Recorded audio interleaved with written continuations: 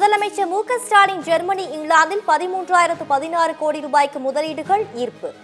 17,813 பேருக்கு வேலைவாய்ப்புகள் கிடைக்கும் என தமிழ்நாடு அரசு அறிவிப்பு.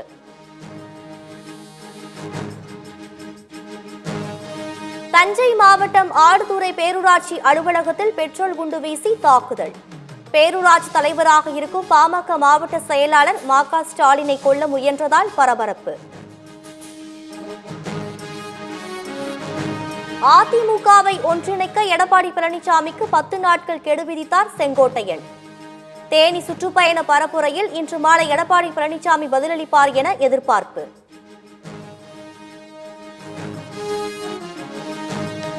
தொண்டர்களின் கருத்தாக ஒலித்த செங்கோட்டையன் உடம்பில் அதிமுக ரத்தம் ஓடுகிறது. அதிமுக ஒன்றிணைய வேண்டும் என்று வலியுறுத்திய செங்கோட்டையனுக்கு சசிகலா ஆதரவு.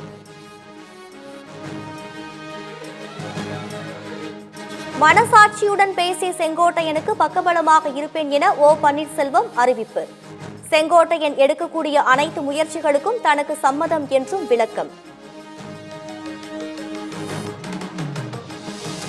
அதிமுகவை ஒருங்கிணைக்கும் செங்கோட்டையன் முயற்சிக்கு நயினா நாகேந்திரன் ஆதரவு.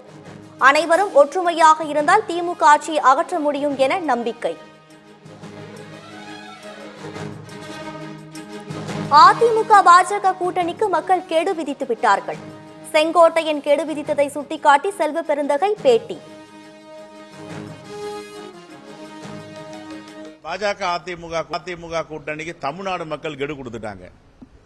அதனால இதையெல்லாம் பார்த்துட்டு இருக்க டிடிவி தினகரன் வெளியில வந்துட்டாரு.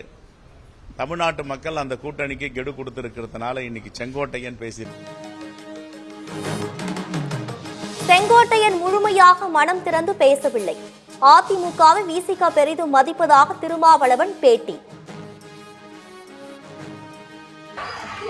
செங்கோட்டையன் போன்ற மூத்த தலைவர்கள் கோரிக்கை எழுப்பியுள்ளார்கள். அவர் இன்று மனம் திறந்து பேசப்போவதாக சொன்னார். ஆனால் இன்னும் முழுமையாக அவர் மனம் திறக்கவில்லை என்று அவருடைய பேட்டியிலிருந்து தெரிய வருகிறது. யமுனை ஆற்றில் வெள்ளம் கரை புரண்டு ஓடுவதால் திரும்பிய திசையெல்லாம் வெள்ளக்காடு. நொய்டாவில் குடியிருப்பு பகுதிகளில் வெள்ளம் சூழ்ந்திருக்கும் ட்ரோன் காட்சிகள்.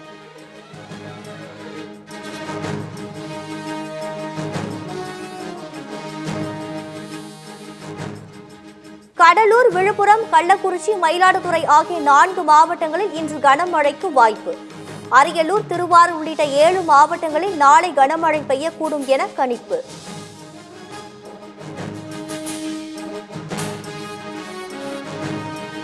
ரஷ்ய அதிபர் புதினுடன் மீண்டும் பேச உள்ளதாக அமெரிக்க அதிபர் டிரம்ப் தகவல். உக்ரைன், ரஷ்யா இடையே நீடிக்கும் போருக்கு முற்றுப்புள்ளி வருமா என எதிர்பார்ப்பு.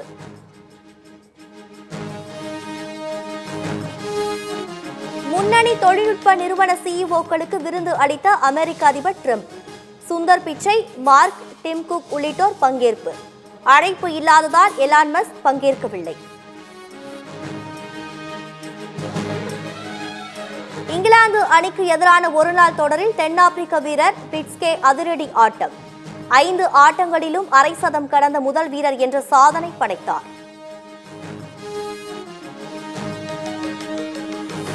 பதிவுத்துறை வரலாற்றில் இதுவரை இல்லாத அளவில் நேற்று ஒரே நாளில் 274 கோடி ரூபாய் வசூல். கடந்த ஏப்ரல் 30ஆம் தேதி ஒரே நாளில் 272 கோடி ரூபாய் வருவாய் கிடைத்தது அதிகமாக இருந்த நிலையில் முறியடிப்பு.